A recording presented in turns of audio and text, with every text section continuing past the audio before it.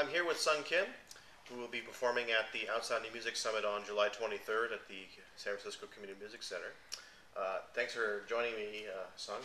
Thanks for having me. Here at your workshop, where you not only work on these wonderful instruments, but also full-time. Is it carpenter? Is that the right term? What term do you like to use? Yeah, it's kind of architectural woodworker lately. Yeah. Because there is a lot of architectural woodwork, things that are just tied in, as well as furniture and everything else that happens. So yeah, carpenter was kind of the term that I thought suited it the best. Right. Okay. Great. All right. So, musically speaking, I've been asking folks what their first experience was with music, or what they remember as the experience that brought them into music the way that you all are full time, and or with a great passion and so forth. So, just curious. Yeah, I had the luck of growing up in Washington D.C. right when right at the peak of Discord Records and what they were doing. And so it was primarily I think probably when I was in 7th grade was when, after the aftermath of Minor Threat breaking up, everyone was wondering what was going to happen next, and Fugazi started. Oh, okay. Which ultimately for me was like, okay, you're going from one end of the spectrum, which really was just this blunt instrument, to this really amazing scalpel. So, I mean, just what they were doing. I mean, so there was that, and before that, I guess it would probably be claymation films when I was really young. Yeah. Really? I mean, the soundtracks for those. I don't know if you remember, but Gumby. Oh yeah. The soundtrack. Yeah. It was almost like I mean, it was circus music, but it wasn't so swirling. It was just nice, calming. Yeah. Almost, still monkey and that organ grinder, but it had that feel to it. So that really was a huge influence, because it was that beat that really just caught my eye, and then so that was probably those two things I think really shaped it. Yeah. When you mean earliest. Did you start playing an instrument like after that, or were you playing instruments at all? Or no, it wasn't until about let's see, maybe I was 14 or 15. Yeah. So yeah, as far as me playing as a musician, that was probably the whole DC interpretation of punk rock, and then that whole genre that was born out of that. But as far as me with an instrument in my hand, but before then, what really made me love music was those claymations. Wow. That's a very unique experience, actually. Most folks, you'll say, "Oh, well, I started playing piano when I was 3, and even myself, moved up into other instruments." But you have a different perspective, and then moved into instrumentations later. And obviously, you also have a great passion for building things. Yeah, the soundtrack to the building didn't happen until 14. So really? It was always there. It was just just working on the 3-dimensional and the visual was so much more important to me. Then all of a sudden, this 3-dimensional needed a sound. Right. So that's kind of where it's born from. However, though, you do explore with a number of other avant-garde musicians here in the Bay Area, and so do you know what was that drew you to exploring sound way outside the normal standard genre forms, or when that happened, or what was it that sparked that interest and that passion? Chicago, 1994. Again, I was lucky to be right in the middle of something great happening. There was Touch and Go Records, Tortoise Stick Records, and there was bands like Tortoise that they were mixing genres of just acoustic jazz instruments, but if it's electronic, and it's all happening live. And of course, there's other things that I heard before. There was John Zorn and all the whole guitar-based things he did that really I wasn't that interested in. It was just it was experimentation. And it was almost, what beyond that experiment? What are you experimenting for? What is the end product that you want to get? Sure, the sound you're getting are great, but beyond that, turn it off after about 2 minutes. So wow, okay. When the whole Tortoise thing happened, and it was almost like, wow, they're experimenting, but they're actually happening in building a melody. Not to say John Zorn doesn't do that, I'm saying the particular projects that I'm referencing, that really were just, to me, disappointing. Because everything else he did was so amazing, and all of a sudden that happened. Yeah. And it's like, okay, what's next? And then it was kind of dormant for a while, and Tortoise happened, and then all things out there. There was Isotope 217. Which on recording, I don't know if they were that impressive, but live, it kind of validated. Same thing with Tortoise. I can't say that I can listen to the whole Tortoise album, but them live, just to see the interaction, the improvisation that was happening, was huge. And that's when I met Dave Dupuis, the guy that brought me to Key West. Right. Yeah. So I was there, Chicago, in art school. Right. Great thing, just happened upon this other music that was happening that was so different from DC's scene. And then met a great, just a really great guy that was very interested, very much headed in the same direction. Then I met my wife, who collects like vintage keyboards. And, okay.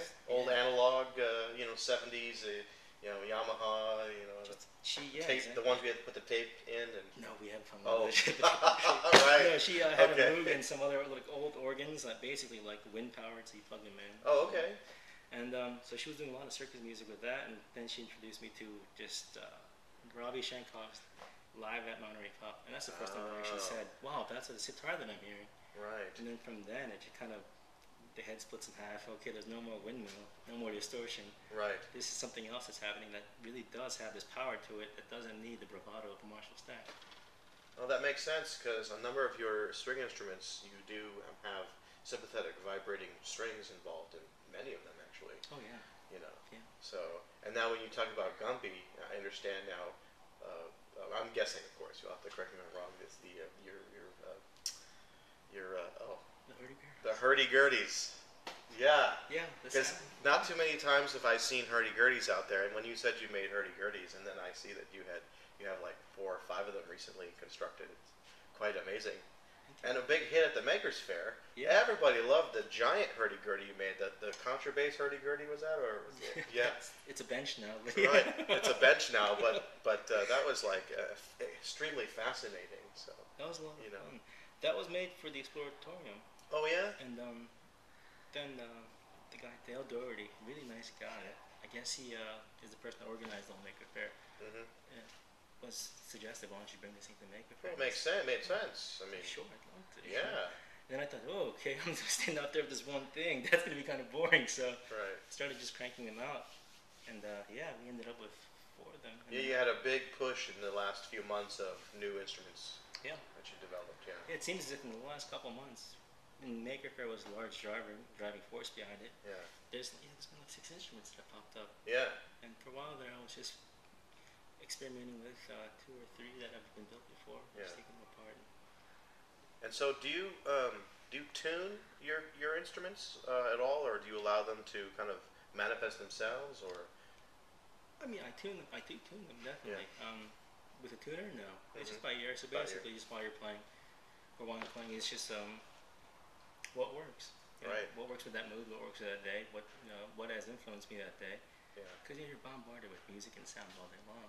Right. How you can interpret it that day is completely different. Of course. Especially here, some days it's mellow, peaceful, using hand tools, and then some days, these machines are on. So yeah, it's what do you want to do with it at that moment? Right.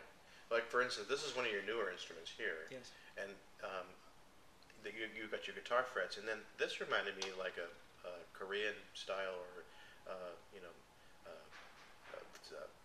koto, or not koto, that's the wrong word, but there's a term for it where you had the little blocks that were helping you to change your tuning, and I thought that was really interesting because you had the ability to switch between standard Western tuning and then Eastern standard Western tuning and put the two together and join the worlds. Is that pretty much correct on that concept? Or? That is.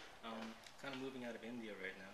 Oh yeah, you're moving out of sympathetic vibrating strings. Yeah, it's moving more towards just other parts of other parts of the world. But Japan popped up, Korea popped up. Right. Vietnam. Okay, right. The Danbao. Have you ever seen one of those? No, but I've heard of, and that's what I was trying to think when I was thinking, because they have smaller instruments that use similar block tuners. Every country in Asia does. Yeah, it all came from China, of course. Yeah. But that's definitely something that that this is really moving towards. Having all the other instruments I have is so there really is no technical dexterity, or just you can't really, or I feel as if I can't really be as prolific as someone with a say nylon string guitar. The frets, everything you can lay out for you, just the speed of it. At this point in life, anyway. So I thought maybe mixing the two together so that I can have the fixed note as well as the bendable note, so that dives into, and to combine those two. It's a nice transition to get my ear and my hand enough so that I can just transition all the way to something that is fretless, working with it without just bending into the note or whatever, just more so and just with more speed. And what I find interesting is I don't see too many folks stretching their own guitar, their own acoustic instrumentation elements like this. This is you did this yourself, right? Yes. This is what is this? This is deer, This rabbit? one, this one's goat. Goat. Yeah, the other one's a deer and rabbit and all that, but right. yeah, this one's goat. Goat works beautifully. It's it's great stuff. Yeah. There's a couple that are deer hide. There's one that's calfskin. Yeah. It's nice. Calfskin's great because you can get these giant sizes. I mean, it's a really awful thought, but it's a cow. So you can get larger hides. So there's something in the works right now that's about 6 feet tall. Wow. It's just wrapping. It's I love just the lightness, the tone it gives. It's just so mellow. It's just Well, I mean that's traditional, vibrational elements to create the body of an instrument. It's just that you don't see it very often anymore. Everything is synthetic or oil based or not natural. So your instruments are very natural and organic in their construct. It's funny you mentioned that. I'm starting to mess around with plastics. Oh, really? Okay. And it's only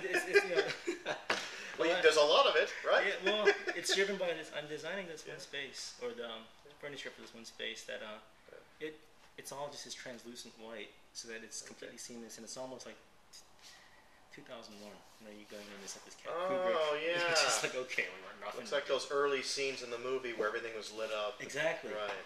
So I was thinking, wow, this is something to explore. The stuff resonates beautifully because it's a composite, just like the Dana Light shows that are made of MDF. Right. So it resonates really beautifully. It's aesthetically, it's amazing. It's shapeable. You can bend it. You can heat treat it so that it arches. So, next direction or next. So you're going to perform with Dan Ake this year, and can you kind of tell us or give us a feel for what you think it might happen or could happen on your set with Dan's huge, mega constructive instruments that he likes to build, and, or. Wow, this feels like the beginning of a WWF match. It's going to be awesome.